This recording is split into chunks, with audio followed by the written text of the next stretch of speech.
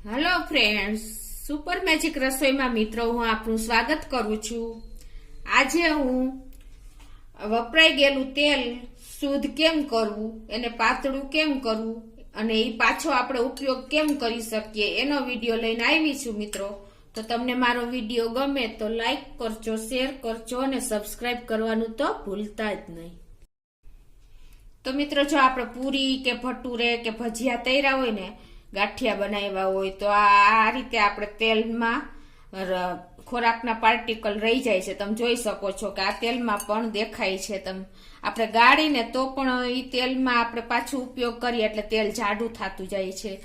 તો આપણે હંમેશા 1 થી 2 વાર જ તેલ વાપરવું જોઈએ। હું એમ નથી કહેતી કે આપણે એક જ વાર તેલ વાપરીને ફેંકી દેવું જોઈએ, પણ જો 2 વાર તેલ વાપરેલું હોય ને તો ત્રીજી વાર આપણે ન વાપરવું જોઈએ। એ આપણા હેલ્થ માટે નુકસાન જ કરે છે મિત્રો। તો હવે આ આપણે કાઠિયાવાડી લોકો અમે આને દાજ્યું તેલ કહીએ છીએ। દાજ્યું તેલ આપણે ઓછામાં ઓછું 2 જ વાર વાપરવું જોઈએ, પણ ત્રીજી વાર એને શુદ્ધ કરીને આપણે સબ્જીમાં એમાં નાખી શકીએ છીએ। તો એને શુદ્ધ કેમ કરવું એ આજે હું તમને પ્રોસીજર બતાવીશ। એટલે એમાં મેં શું ઇન્ગ્રેડિયન્ટ લીધા ને એ પણ હું તમને બતાવી દઉં। તો એમાં મેં જો અત્યારે વાપરેલું જો તેલ લીધું છે, દાજ્યું તેલ, અને આપણે એને ક્લીન કરવા માટે એક સફેદ ચીજ ઉમેરવાની છે, એ હું તમને બતાવી દઉં। એમાં મેં આરા લોટ લીધો છે, જેને આપણે કોર્નફ્લોર કહીએ છીએ, અને પાણી જોશે। બસ આટલું જ વસ્તુ જોશે મિત્રો, અને ગેસ જોશે। તો મિત્રો, અત્યારે જો આ તેલ છે 250 ml એટલે કે 250 ml તેલ છે। એમાં અત્યારે હું 1 ટેબલ સ્પૂન જેવો આપણે આરા લોટ લઉં છું, એટલે કે કોર્નફ્લોર લઉં છું। એમાં આપણે 3 થી 4 ટેબલ સ્પૂન જેવું પાણી નાખશું। મિત્રો, તમને વિચારમાં પડી ગયા હશો કે આ મિશ્રણ આપણે મિશ્રણ કરીને આપણે તેલમાં નાખવાનું છે, તો તમને વિચાર આવશે કે આ શું કરી રહ્યા છે। તમને મિત્રો, પણ આ એક જાદુ જ છે, તમે જોજો છેલ્લે સુધી મારો વિડીયો। હવે આ ઘોર આપણે બનાવી લેશું આરા લોટનું ને પાણીનું। 1 ટેબલ સ્પૂન આરા લોટ સામે મેં 4 ટેબલ સ્પૂન પાણી લીધું છે। હવે આને આપણે આ તેલમાં નાખવાનું છે મિત્રો। આપણે તેલમાં 1 ટીપું પાણી પડે ને તોય મિત્રો આપણે પરેશાન થઈ જઈએ છીએ અને એકદમ અવાજ આવે છે। તો આ તેલની અત્યારે શું હાલત થાય તમે વિચારી રહ્યા હશો, પણ મિત્રો આ એકદમ યુનિક છે। તમે જોજો આ વિડીયામાં, તમને નવાઈ લાગશે મિત્રો કે આ બેન શું કરી રહ્યા છે, પણ તમે તેલ શુદ્ધ કરવાની હું તમને પ્રોસીજર આખી બતાવું છું મિત્રો। આપણે તેલ પાછું ઉપયોગમાં લઈ શકીએ। ઘણી વખત તો 4-4, 5-5 વાટકી તેલ વધતું હોય છે, તો કઈ આપણે ફેંકી થોડા દઈએ છીએ મિત્રો। તો એનો રીયુઝ કેમ કરવો ને એ અત્યારે આપણે પ્રોસીજર કરવાની છે। તો જો આ મેં મિક્સ કરી લીધું છે। હવે આપણે આવીએ ગેસ બાજુ। મિત્રો, આપણે ગેસ ઓન કરવાનો છે અને ગેસની ફ્લેમ એકદમ સ્લો રાખવાની છે। અને આપણે જે આ મિક્સ કર્યું છે ને તેલમાં આરા લોટ ને પાણી, એ આપણે આમાં એડ કરી દેશું। તમે જોઈ શકો છો કે ખોરાકના કેટલા પાર્ટિકલ છે, તમને દેખાતા જ હશે તેલમાં।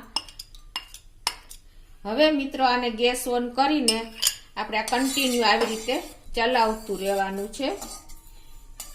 આમાં શું થશે કે આરા લોટ છે ને એ બધું પાણી એબ્ઝોર્બ કરી લેશે, એટલે આરા લોટ અને પાણી બે મળી જશે એકાબીજાને। નહીતર જો આપણે ઘણી વખત 1 ટીપું પાણી તેલમાં પડે ને મિત્રો, તો પણ આ તેલ અને પાણી અલગ જ રહે છે। પણ તમે આમાં જોજો કેવી પોઝિશન થાય છે તેલ ને બધી। આ રીતે આપણે કન્ટિન્યુ ચલાવતા રહેશું, અને છેલ્લે શું થશે કે આરા લોટ બધું પાણી શોષી લેશે, ને આરા લોટ અને પાણી પણ બધું એબ્ઝોર્બ કરી લેશે આરા લોટને। એટલે ધીમે ધીમે એના ગંઠા પડતા જશે। હું તમને હમણાં બતાવી દઉં, બહુ ટાઈમ પણ આમાં નથી લાગતો મિત્રો। તમને એમ થાય કે આ હમણાં જી કોણ કરે, પણ આ બહુ જરૂરી છે મિત્રો। આપણે ગૃહિણીઓ માટે તો ખાસ આ જરૂરી છે, કેમ કે આપણે કાઠિયાવાડી લોકો તો હાલતા ફરસાણની આઈટમ બનતી હોય છે। અને તમને બીજું ખાસ કહી દઉં મિત્રો કે આપણે જે બહારથી ફરસાણ વાળા લોકો તો થોડુંક પણ 1 ટીપું ચમચો તેલ પણ નથી જવા દેતા। એ લોકો રીયુઝ છેલ્લે સુધી કરે છે. તમે જોઈ શકો છો. જો અત્યારે આ ગંઠા પડી ગયા, જોયું તમે? ખાલી 1 જ મિનિટ થઈ મિત્રો. તમે જોઈ શકો છો કે જે આપણે આરા લોટ નાખ્યો હતો ને એ પાણી શોષી લીધું છે બધું આરા લોટે. એકાબીજામાં બે મળી ગયા છે, પાણી ને આરા લોટ. એટલે તમે જોઈ શકો છો તેલમાં પણ ક્યાંય પાણીનો ભાગ નથી દેખાતો. અને આ એને લમ્સ બની ગયો, આખો લમ્પ બની ગયો છે આરા લોટનો.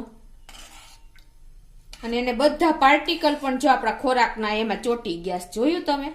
નહીતર આપણે ગાળી તો લઈ આલો તેલ ગળણીએથી, પણ આપણે પાછું જ્યારે ગરમ કરી છે ને ત્યારે તેલ થીક થતું જાય છે મિત્રો. એ આપણા હેલ્થ માટે બહુ નુકસાન કરે છે. તો તમે આ તમને બહુ ઉપયોગી માહિતી છે મિત્રો. તો તમે છેલ્લે સુધી મિત્રો આ યુઝ કરજો. જોવો તમે અત્યારે બધું આપણું તેલ પણ એકદમ જોવો લાઈટ થઈ ગયું, પાતળું થઈ ગયું છે. અને એનો કલર પણ ચેન્જ થઈ ગયો. તમે જોઈ શકો છો કેમેરામાં. મિત્રો 1 થી 2 મિનિટનું કામ છે, પણ તમે આટલું બધું તેલ તમારા હેલ્થ માટે તમે વિચારતા હો તો તમારે આ ખાસ કરવું જરૂરી છે મિત્રો. 2 વાર ઉપયોગ કરવાનો, ત્રીજી વાર તો આપણે ઉપયોગ કરવાનો જ ન હોય. તરવા માટે ખાસ છે. અને આ તેલ તમે સબ્જીમાં, શાકમાં બધાયમાં ઉપયોગ કરી શકશો, વેસ્ટ ન જાતા. તમે જોઈ શકો છો મિત્રો. આ રીતે જો આપણા લમ્સ પડી ગયા છે કોન આરા લોટના. અને બધો કચરો એમાં આપણે ખોરાકના જે પાર્ટિકલ હતા ને બધા આમાં આવી ગયા. તમે કેમેરામાં જોઈ શકતા હશો. છે ને મિત્રો આ એક આઈડિયા જ, એક જાદુ કહેવાય આ મિત્રો. તો હવે હું ગેસ બંધ કરી દઉં છું. અને હવે આને આપણે થોડુંક ઠંડુ થવા દઈએ. તમે જોઈ શકો છો કે આપણું તેલ એકદમ લાઇટ થઈ ગયું છે, એકદમ વ્હાઈટ થઈ ગયું છે. જે પેલા કન્સિસ્ટન્સી હતી તેલની એના કરતા તમે જોઈ શકો છો પેલાનું અત્યારની આટલી વાર લાગે છે મિત્રો. એકદમ લાઇટ અને વ્હાઈટ. આપણે તેલ જોતું હોય, શુદ્ધ કરવું હોય, દાજિયા તેલને કાઠિયાવાડી ભાષામાં કહું તો તમારે આ પ્રોસીજર તો કરવી જ પડે મિત્રો. તેલ ફેંકી દેતા અત્યારે પોસાય જ નહીં આપણે કોઈ પણ ને. તો હવે ગેસ મેં બંધ કરી દીધો છે મિત્રો. અને હવે આને આપણે ગાળી લેશું. હવે આને આપણે ગેસ ઉપરથી નીચે લઈ અને તમને આ રીતે આપણે હવે એને ગાળી લેવાનું. તમે